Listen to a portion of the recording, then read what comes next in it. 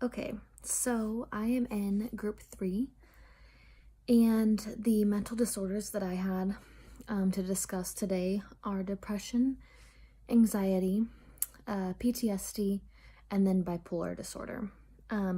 First, I'm going to talk about depression and anxiety, just because the two kind of go together.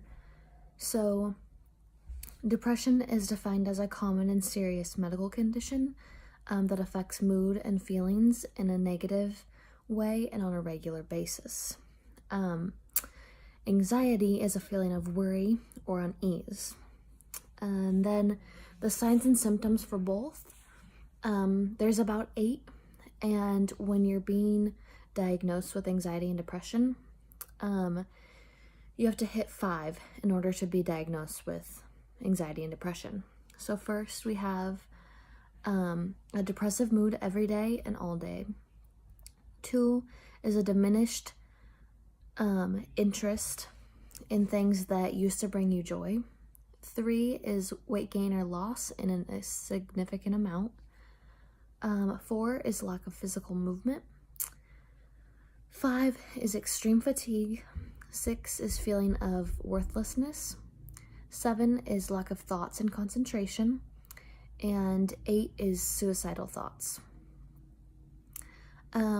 As for depression, depression's developed socially, and it can sometimes be genetically. Anxiety is also developed socially and then sometimes genetically.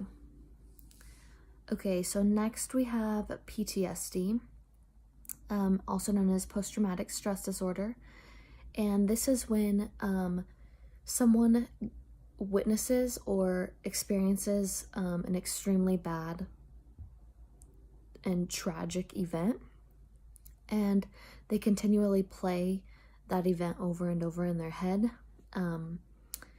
And the signs and symptoms for this are nightmares, flashbacks frequently, severe anxiety, and then this is obviously developed environmentally. You have to have something happen to you in your surrounding environment in order for you to have PTSD.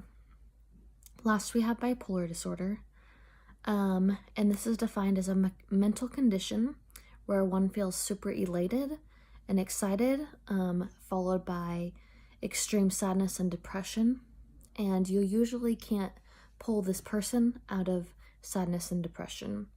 The signs and symptoms are that exactly, super excitement and being elated, followed by extreme sadness and then depression.